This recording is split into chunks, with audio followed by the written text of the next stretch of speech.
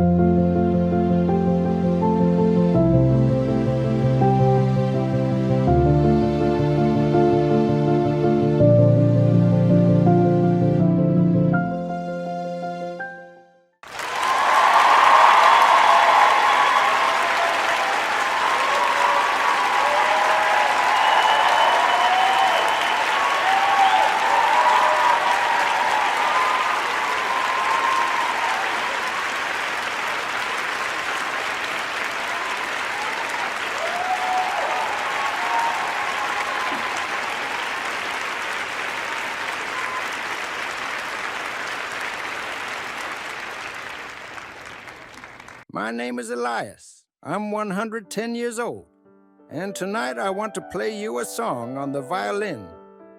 But the truth is, I don't know how to play. Not really.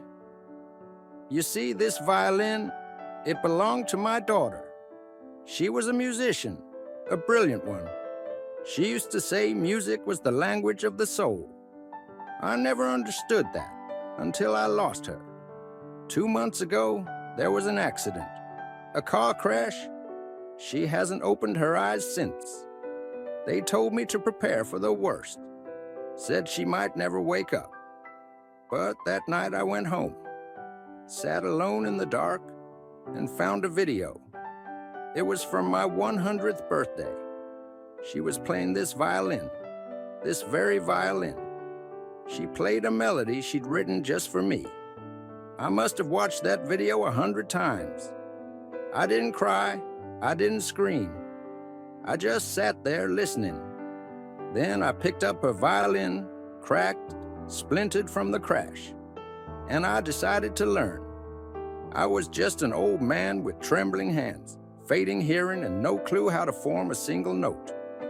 But I had time. That's all I had left. So I slowed the video down, studied her fingers, rewound it again and again, listened, memorized, tried. I stopped taking my sleeping pills. My wife told me I needed to rest, said I was too old for this, that I'd only end up hurting myself. Maybe she was right, but I didn't stop. Every night, while the world slept, I played. I played until my fingers cracked and bled, until my joints screamed, until my eyes could barely stay open. Because that melody, her melody, was the last thing she gave me.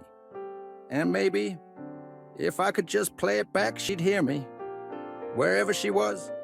So on Friday, I went to the hospital, sat by her side, and I played.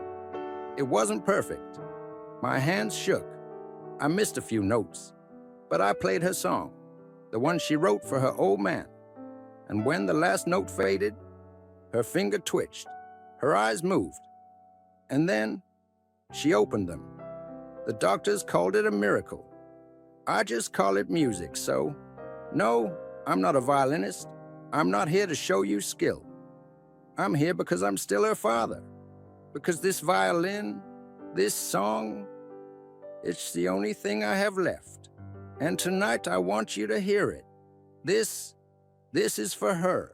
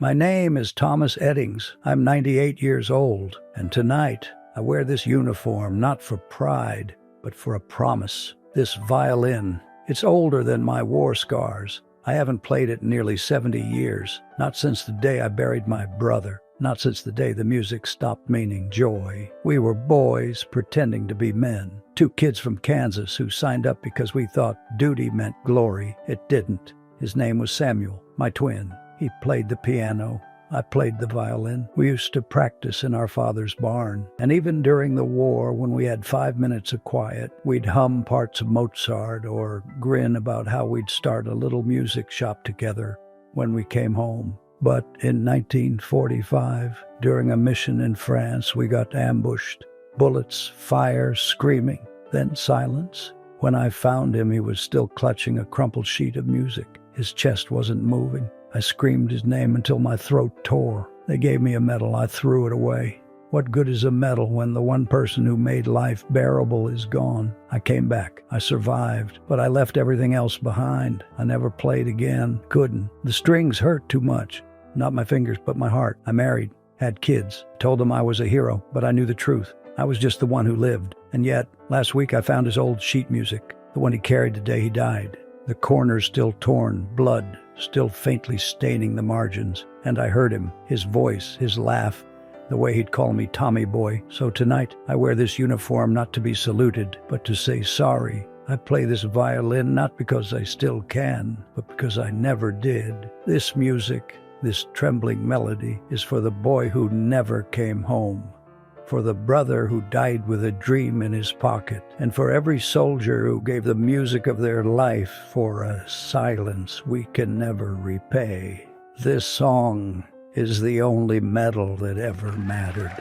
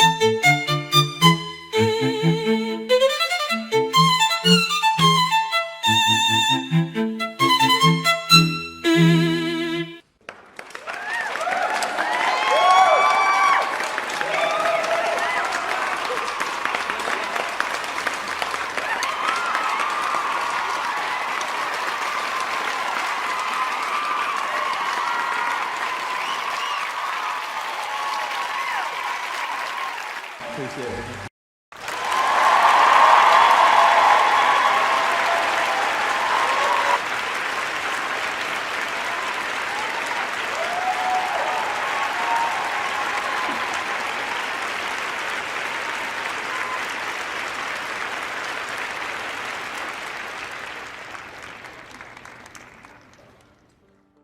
My name is Edith Salen. I'm 102 years old.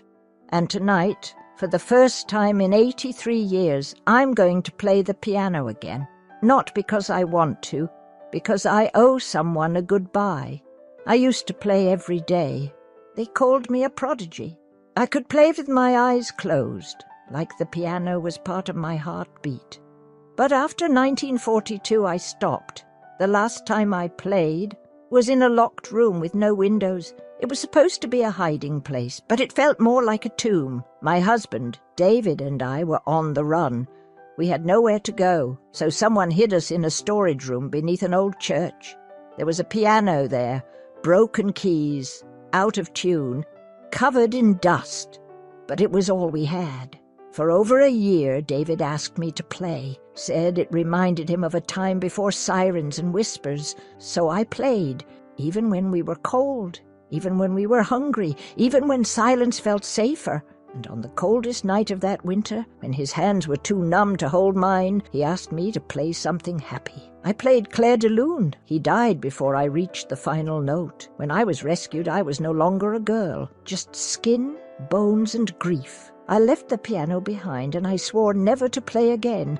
Life moved forward. I remarried. I had children. I lost many. I smiled when I had to, but the room never left me. It came back in dreams, in the quiet, in the cracks of everyday life. And always I could hear David saying, "Just one more song, Edith." So tonight, after 83 years, I sat down at my granddaughter's piano. My fingers, old, fragile, still remembered. And as I played, I wasn't 102 anymore. I was 19, in that hidden room, with the man I loved, with no windows, no escape, no time left. He never got his final song, so tonight he will.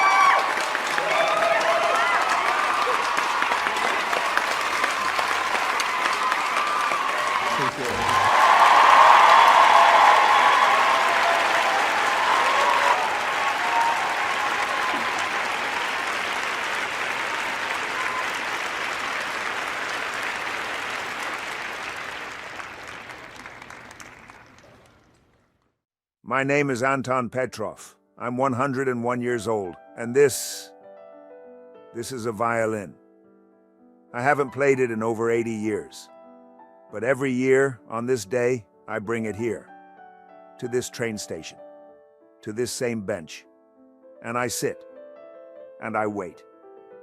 I was 21 when the war began, a small village near Kyiv. My mother died young, and my father worked the rail lines. I grew up among smoke and steel, but my heart belonged to music. I saw her at this very platform.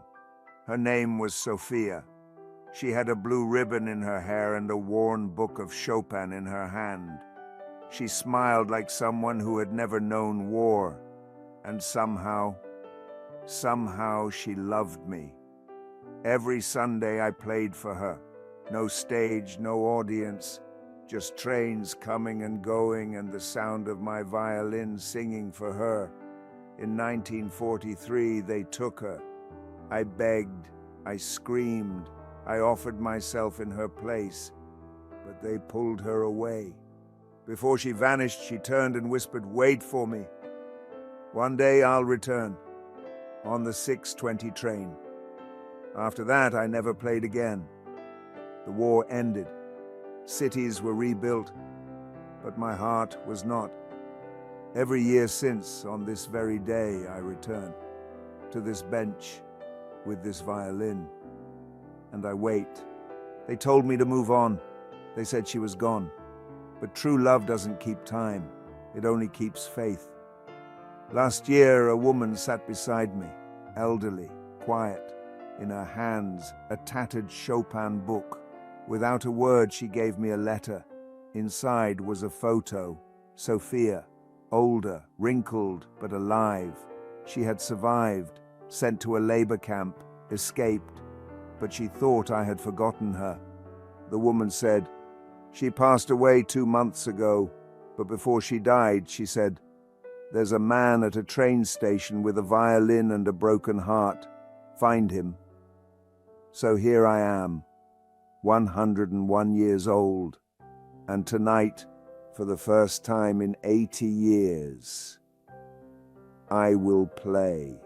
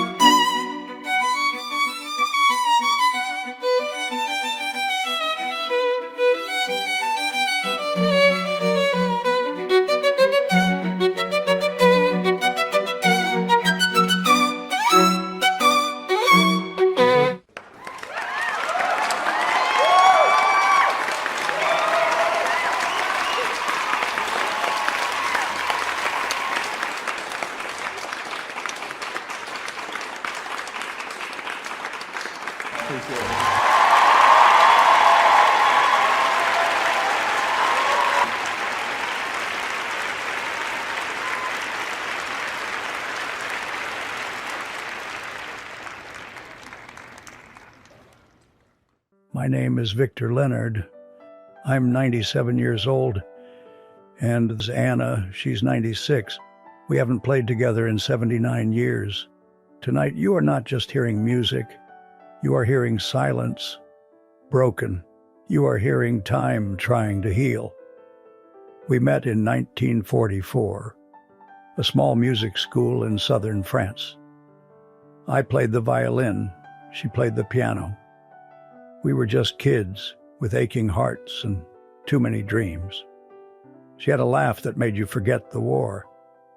I had a melody in my head I could never finish until I heard her play. And somehow, just like that, the notes made sense. We wrote a piece together. It wasn't grand, it wasn't complicated. It was gentle, like a whisper from someone you love in the dark. We called it Unspoken because we never said how we felt. We were too young, too scared. And then one night she disappeared. There was no goodbye, no letter, no trace, just empty space where she used to sit. I was told her family fled the country. I searched. God knows I searched for years. But she was gone. I joined the resistance, survived the war, but I never finished the piece. I couldn't, because the other half of it was missing. Decades passed. I married, lost my wife, buried friends, outlived enemies. But Anna, she lived only in the music we never played. Then 3 months ago, my nurse brought me a letter from a music archive in Lyon. A woman named Anna Duval had submitted an old composition. It was called Unspoken. I couldn't breathe. My hands shook so hard I dropped the paper. But I called the number, and when she answered, I knew it was her. We met again, two broken bodies, one shared memory, no words, just a piano and a violin waiting. And tonight, we will play the song we wrote as children, the song we never got to share, the melody that outlived war, time, silence, and sorrow. We're not here to be perfect. Our fingers tremble. Our notes may fall apart, but our hearts remember. And that is enough. Thank you for listening to our last song.